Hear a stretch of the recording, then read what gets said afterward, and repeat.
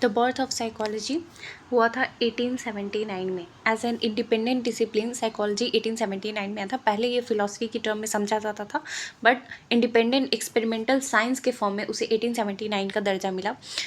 William वुंस ने अपना पहला लेबोरेटरी इस्टेब्लिश किया था जर्मनी में। अभी इंडिपेंडेंट डिसिप्लिन हुए हुए 110 साल हो चुके हैं साइकोलॉजी को। और नेचर की बात करें तो इसका लॉन्ग पास्ट रहा है। पहले हम इसको फिलोसफिकल रूट से समझते थे और अभी हम इसे साइंटिफिक एरा के रूप में समझते हैं। नेक्स्ट हम बात करते हैं 5 मेजर सिस्टम की। 5 मेजर सिस्टम में पहला है स्ट्रक्चरलिज्म, जिसे E.B. टिचनर ने दिया था। उन्होंने एनालाइज किया था कॉन्शियस एक्सपेरिमेंट को into sensation, feelings and image के तरीके से, और उनका मेथड कौन सा था? इंट्रोस्पेक्शन। नेक्स्ट है फंक्शनलिज्म, जिसे विलियम जेम्स ने समझा था mental activities and how is adaptive to the environment. इसको इंट्रोस्पेक्शन एंड ऑब्जर्वेशन के मेथड से समझा गया था। थर्ड था बिहेवियरलिज्म, जिसे J.B. वॉटसन के थ्रू आया था। ये ऑब्जर्वेबल बिहेवियर था और रिजेक्ट करता था कॉन्शियस माइंड को। ठीक है, ये कॉग्निटिव टेस्टिंग एंड ऑब्जर्वेशन के बेसिस पे था। नेक्स्ट था हमारा गेस्टलर, जो मैक्स वैथरमेन या कोफका या कोहलर के थ्रू आया था। The study of whole and whole is different from the sum of parts, study of both behaviour और कॉन्शियसनेस के बेसिस पे आया था। The fifth was psycho analysis, Sigmund Freud के थ्रू आया था। अनकॉन्शियस मोटिव जैसे sexual drive born from clinical medical roots और एनालाइज हुआ था ऑफ ड्रीम्स एंड एसोसिएशन के बेसिस पे। नेक्स्ट हम बात करते हैं पोस्ट 1930 सिस्टम ऑफ स्पेशलाइजेशन।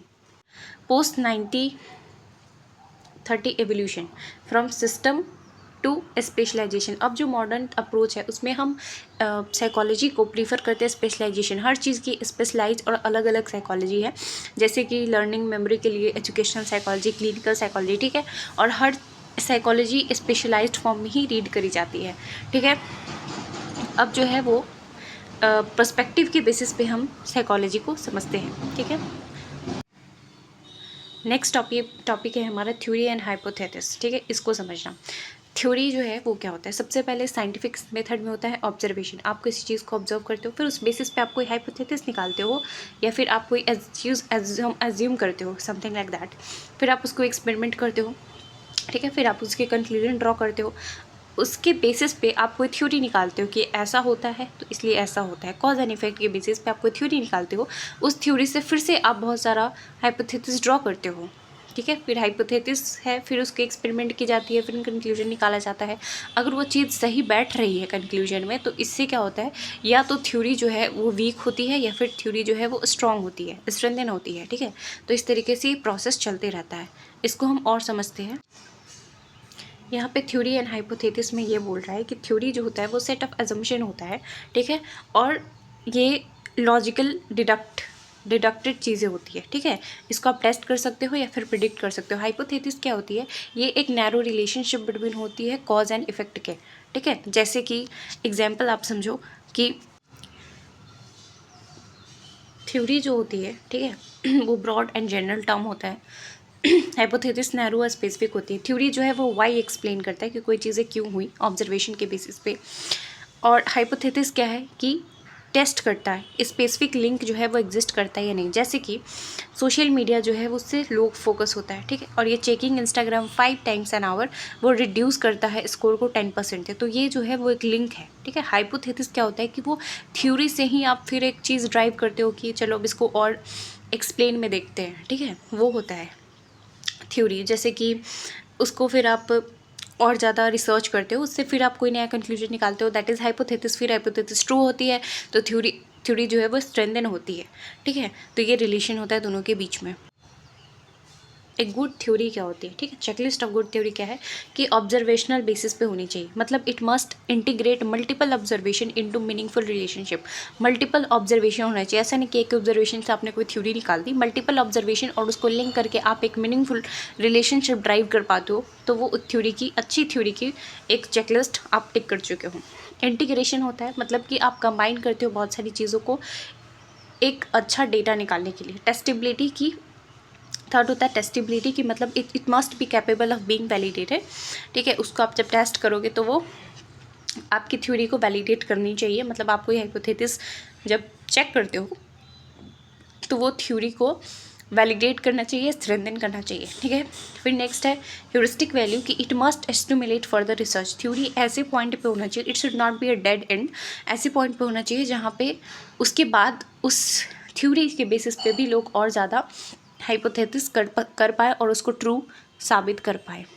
दो टर्म को इसमें हम अच्छे से समझेंगे। पहला है इंटीग्रेशन को और दूसरा है ह्यूरिस्टिक वैल्यू क्या होती है। इंटीग्रेशन होती है ग्लू की तरह काम करती है, मतलब आप बहुत सारे डेटा को, मैसी ऑब्जर्वेशन को एक लॉजिकल पैटर्न में लेकर के आते हो। जैसे एग्जांपल की तरह बोल रहा है कि कोई स्टूडेंट टायर्ड है, ठीक है, उसके ग्रेड्स कम आ रहे हैं और वो बहुत ज़्यादा कॉफ़ी पीता है, तो इसका मतलब क्या हुआ कि द स्लीप डेविएशन थ्योरी ये बोलती है अब हम ये सारे तीनों फैक्टर को लेके इंटीग्रेट करेंगे, एक पैटर्न बनाएंगे, लॉजिकल पैटर्न। उसमें ये बोलेंगे कि लैक ऑफ स्लीप होती है कॉफ़ी के कारण, उसी वजह से वो फिजिकली एग्जॉस्ट रहता है और मेंटली वो डिक्लाइन कर रहा है, ठीक है। तो इंटीग्रेशन क्या होता है कि वो रैंडम फैक्ट्स को हम इंटीग्रेट करते हैं ताकि वो एक सिस्टम बन सके, हम उससे लॉजिकली कोई चीज़ कंक्लूड कर पाए। ह्यूरिस्टिक का मतलब होता है to find and to discover, ठीक है। कोई भी थ्योरी जो है वो डेड नहीं होनी चाहिए। जैसे कि मान लो कि जर्नलिंग जो है 5 मिनट्स आप करते हो, ठीक है, उसका इफेक्ट क्या है, ठीक है, इसको आप थ्योरी है, इसको आपने किया कि चलो जर्नलिंग जो है वो हेल्प करती है। फिर वहाँ से एक न्यू थ्योरी, एक हाइपोथेसिस आता है, अच्छा चलो क्या डिजिटल जर्नलिंग अच्छी काम करती है या फिर पेन पेपर वाली जर्नलिंग अच्छी काम करती है। फिर वहाँ से आप एक नई रिसर्च की तरफ जाते हो, ठीक है। तो थ्योरी जो होती है वो ओपन एंडेड होनी चाहिए, ठीक है, ताकि उससे और ज़्यादा कंक्लूजन जो है वो हम ड्रॉ कर सकें। नेक्स्ट टॉपिक है हमारा the function of psychological system and theories. उसमें पहला है ऑर्गेनाइजेशनल फंक्शन। मतलब ऑर्गेनाइजेशनल फंक्शन मतलब कि सारे वेरियस डाइवर्स फैक्ट्स को, प्रिंसिपल को और डेटा को एक मीनिंगफुल में कन्वर्ट करने के लिए हम लोग ऑर्गेनाइजेशनल फंक्शन का यूज़ करते हैं। नेक्स्ट है ह्यूरिस्टिक फंक्शन। ह्यूरिस्टिक फंक्शन क्या होता है, एक सिस्टम जहाँ पे आप नए रिसर्च जनरेट कर सकते हो। ह्यूरिस्टिक मतलब होता है टू फिगर आउट मोर, तो जनरेट न्यू रिसर्च, किसी भी हाइपोथेसिस या बेसिस पे आप नए रिसर्च जो है वो जनरेट कर सकते हो। तीसरा है क्लोजर फंक्शन।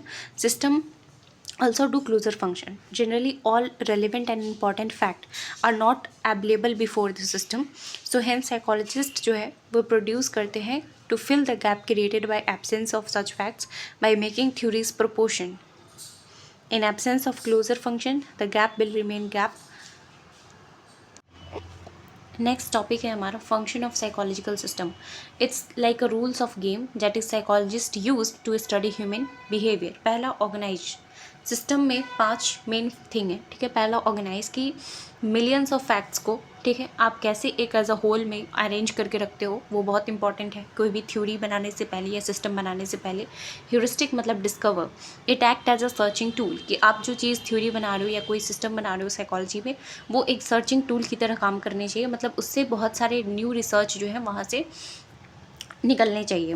क्लोजर कि it fills in the blanks when we don't have all the facts yet, ठीक है।